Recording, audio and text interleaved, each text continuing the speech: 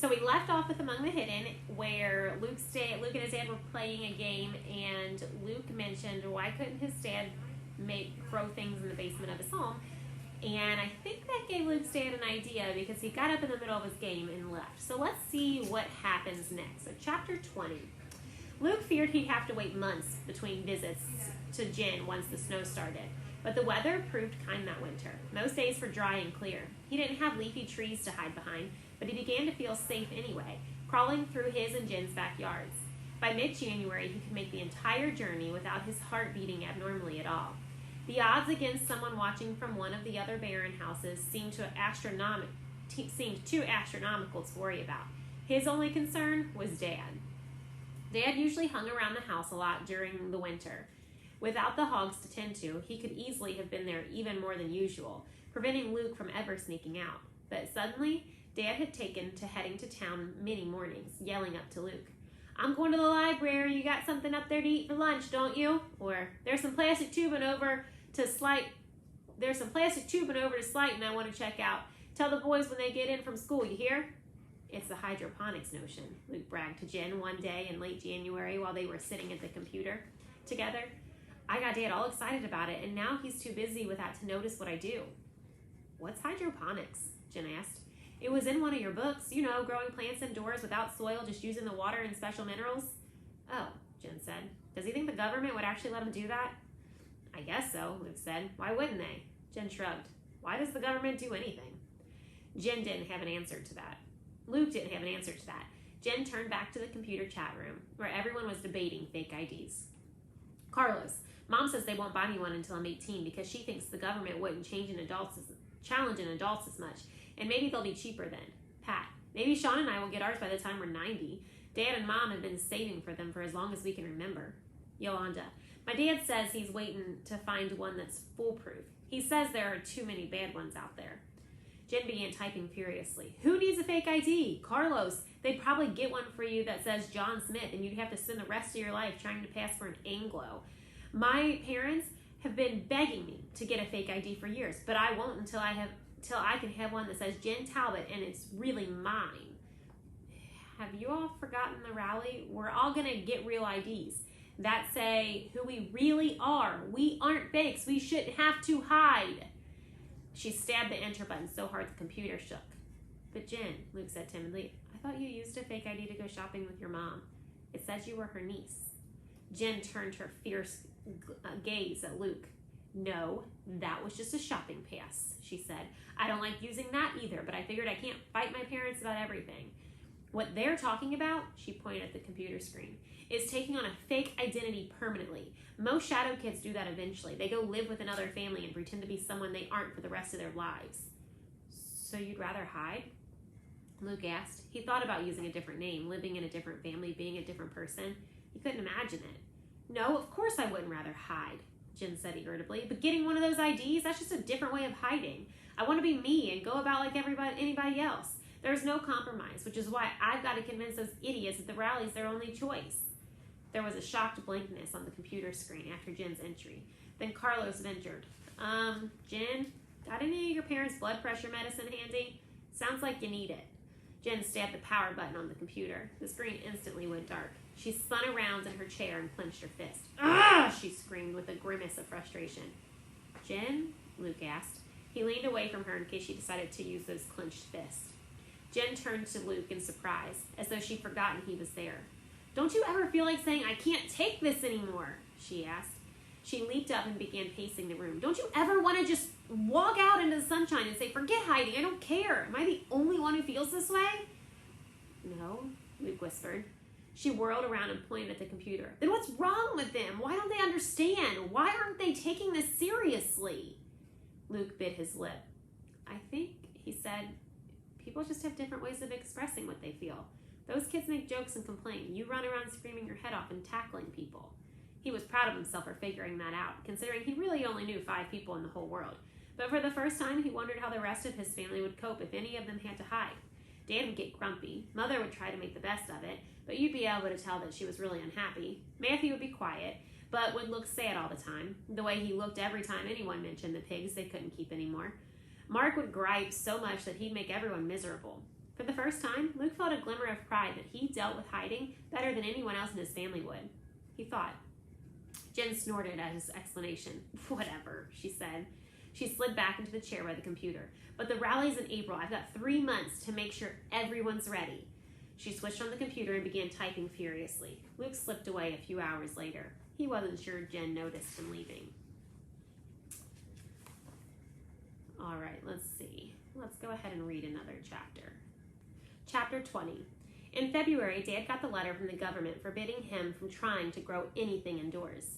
It has come to our attention that you have been purchasing excess amounts of plastic pipes, such as is used in the germination, cultivation, and development of vegetative matter in an interior structure, the letter began. Due to the preponderance of such agricultural methods in the cultivation of illegal substances, we order you to cease and desist immediately. Luke read the letter at supper, after everyone else in the family had had a stab at trying to figure out what it meant. Somehow, after reading all the big books that Jen had loaned him, he didn't find the fancy words so daunting. They want you to stop, Luke said. They're scared you're going to grow something illegal. In this part, he pointed at the letter, although everyone else was at the table several feet away and he was in his usual spot on the stairs. This part where they say render all such materials for our adjudication, that means you have to turn over all the stuff you bought and they'll decide if they're going to fine you or not. The rest of the family looked at Luke in amazement. Then Mark started giggling. Drugs, he said. They think you're going to grow drugs. Dad flashed him a look of pure disgust. Think it's funny? We'll see what you think next year when your feet grow and we don't have money for new shoes. Mark stopped laughing. We'll get by, Luke's mother said quietly. We always have. Dad shoved back from the table. Why didn't I get a permit? He asked no one in particular. Maybe if I just get a permit. By then, Luke had read the rest of the letter. They don't give out permits for hydroponics, he said. This says it's always illegal. This time, he only got a glare from Dad. Luke felt his father's disappointment, and seeing his parents so worried about money made a small voice whisper in the back of his head. Maybe if they didn't have you, they could afford everything they want. But he didn't eat that much, and all his clothes were hand-me-downs from Matthew and Mark. And how much would it cost to heat his attic room? Sometimes he found ice crystals on the chair he sat in to watch the neighborhood. He tried to ignore the voice. What bothered him more was that without the hydroponics idea to keep him busy, Dad barely left the farm for the rest of the winter. Luke made it over to Jen's only once in all of February, and twice in March, when Dad began driving around looking for the best seed corn prices. But each time, Jen greeted him with big hugs and acted genuinely thrilled to see him. Her tantrum in January seemed forgotten. One day, the two of them made a huge mess at the Talbots' kitchen baking cookies. Won't your parents mind? Luke asked when Jen scolded him for attempting to clean the flour handprints off the cabinets and refrigerator and stove. Are you kidding? I want this preserved. They'll be thrilled to see any sign of domesticity on my part, Jen said. Another time they played board games all morning, sprawled out on the floor of the Talbots' family room. The third day, they just spent the whole time talking. Jen kept Luke enthralled with stories of places she'd been, people she'd met, things she'd seen. When I was little, Mom used to take me to a play group that was all third children, Jen said. She giggled. The thing was, it was all government officials' kids. I think some of the parents didn't even like kids. They just thought it was the status symbol to break the population law and get away with it. What'd you do at the play group? Luke asked. Played, of course. Everybody had lots of toys, and one of the toys had a dog. One of the kids had a dog he brought with him sometimes, and we all took turns feeding it dog biscuits. Then these people had pets too? Luke said incredulously. Well, you know, they were barons, Jen said.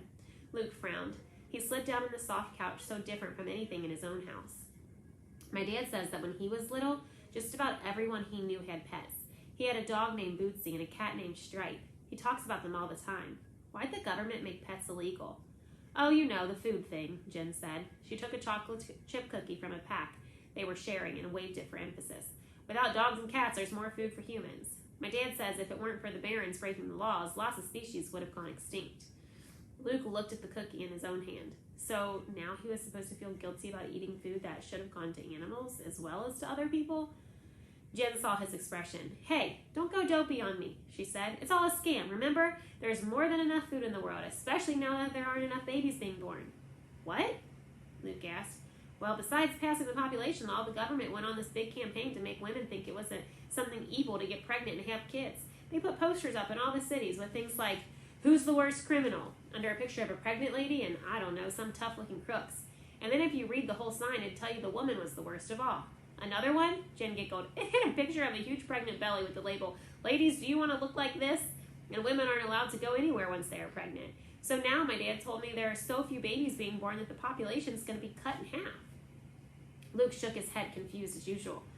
So why doesn't the government take down the signs and let people have as many babies as they want?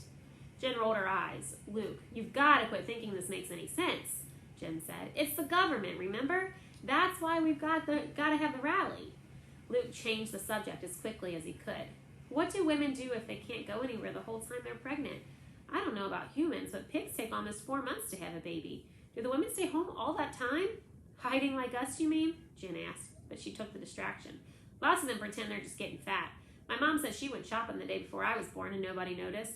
And that's my mom and shopping. And then she was off on a tale about her mother taking Jen shopping in a city 10 hours away, just because she'd heard a store sold good purses there. That's probably the only reason my brothers don't turn me in, Jen said. If she didn't have me... Hey, no background for you. That's probably the only reason my brothers don't turn me in, Jen said. If she didn't have me, my mother would drag them around shopping. Can you see those two gorillas with shopping bags? Jen did an impression, walking around with her arms dragging from imaginary loaded down bags. Even though Luke had only seen her brothers from a distance, he caught the resemblance and laughed. Your brothers would never turn you in, he protested. Would they? Of course not, Jen agreed. They love me. She hugged herself mockingly and flopped back onto the couch beside Luke. Anyhow, they wouldn't be smart enough to figure out how to turn me in without getting the rest of the family in trouble. What about your brothers? They're not stupid, Luke said defensively. Or do you mean, would they ever betray you? Jen narrowed her eyes, truly curious. Not now, necessarily, but say years from now, if your parents were dead and it wouldn't hurt anybody but you, and they'd get lots of money for it. It was a question Luke had never considered, but he knew the answer. Never, he said, his voice cracking with earnestness. I can trust them. I mean, we grew up together. It was strange how he could be so sure, because they barely took time to even tease him anymore. Matthew was getting very serious with his girlfriend and spent every spare moment at her house. Mark had suddenly gone basketball crazy and talked Dad into nailing an old tire rim to the front of the barn for a hoop. Luke could hear him outside throwing balls late into the night. No matter how certain he was of their loyalty, Luke sometimes felt like his brothers had outgrown him. He missed them. But it didn't matter. He had Jen now. Luke kept Jen from talking about the rally the rest of the day, and they didn't even go near the computer. They just had fun. He crawled back to his house a few hours later, thinking that he didn't mind at all anymore, having to hide. He could go on this way forever, as long as he got to visit Jen. The leaves would come back to the trees soon, and he'd feel even safer on his trips to her house. And when planting season started, Dad would be out in the fields all day, and Luke could see Jen all the time. But April came before planting season. We're going to stop there.